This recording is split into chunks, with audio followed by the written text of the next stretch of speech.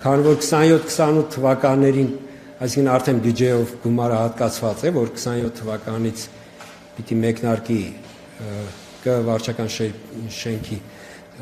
կապիտալ վերանորոգումը, այդ ժամանակ հույսով եմ, որ ավելի ժամանակակից եւ ավելի լավ տեխնիկայով վերազինված կլինի մամուլի սրահը։ Հարգելի լրագրողներ, տեսեք, եթե նայենք սահմանադրության կարգավորումներով, ըստ էության այն ժամկետը, որը որ ենթադրում է ընտրությունները, դա եկող տարվա հունիսի 2-ից 12 միջակայքն է։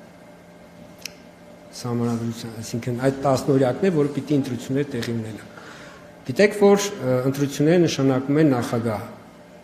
այսինքն նախագահի հրամանագիրը դեռևս չի եղել։ Բայց բոլորը ընտրությունների օրը, կարելի ասել, այսպես արդեն տեսակ չակերտավոր, բայց արձանագրած ընթանում են առաջ, որ այն է, որ հունիսի 7։ Ինչով է դա պայմանավորված, որովհետև այդ իմ նշած ժամանակահատվածում միակ կիրակին հունիսի 7-ն է։ Այսինքն, եթե նախագահ այլ օր, որոշի այլ օր նշանակի, այստեղ կրկին այլ, այսպես ասենք, իրավական հետևանքներ, այսինքն պիտի միատել կառավարի, որտեղ եթե ասենք այդ կիրակին չնշանակի, աշխատանքային օր նշանակի, այնտեղ ոչ աշխատանքային օր հայտարարելու խնդիր կառաջանա, պատկերացեք, չէ՞, այսինքն շղթայական նոր, այսպես իրավական կարգավորումների անհրաժեշտություններ կառաջանան, դա համար չէ, նախագահի լիազորությունն է այդ 10-օրյա ժամկետում նշանակել ընտրության օրը։ Հասկանում, ուղղակի բոլորը գիտեն, քանի որ մեզ մոտ ընդունված է, որ օրինակ երբ որ տիմ ընտրությունների հետ է կապված, ընտրական օրենսգիրքը ասում է, օրինակ այս ժամկետի վերջին կիրակի օրը, օրինակ այնտեղ կտեսնեք ընտրական օրենսգիրքում մեկտեղ այդպիսի կարգավորում կա։ Ազգային ժողովի ընտրությունների դեպքում նման, այսպես ասենք, պահանջ գոյություն չունի, բայց լրելային բոլորը գիտեն, որ բնականաբար դա պիտի լինի կիրակի օր։ Սա ես պարզաբանում ինչի համար, թե ինչից է այսպես ստեղծվել այդ տպավորությունը, միանգամից ու տրամաբանական տպավորությունը, որ հունիսի 7-ը պետք է լինի։ Բայց կրկնում եմ, նախագահը, երբ որ կնշանակի, այդ ժամանակ նոր մենք ունենանք պաշտոնապես նշանակված ընտրություններ։ Այս ընտրություններին կարող եմ ձեզ արդեն տեղակ պահել, որ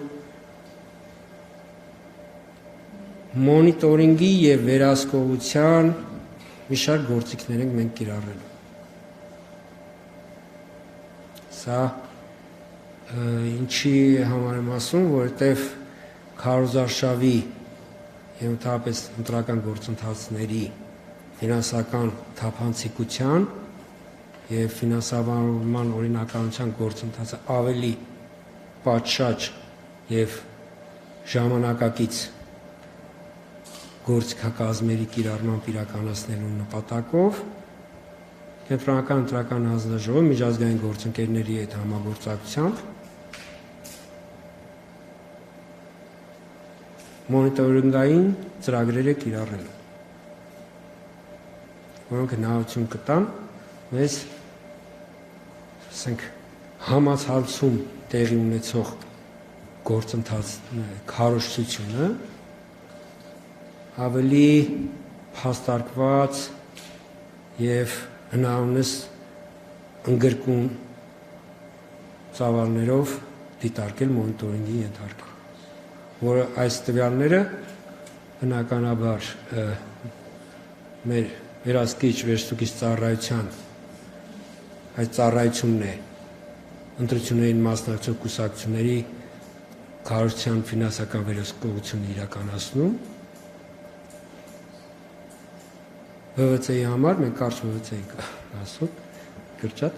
ՀՎՑ-ի համար շատ, այսպես ասենք, արդյունավետ տվյալներ այդպիսով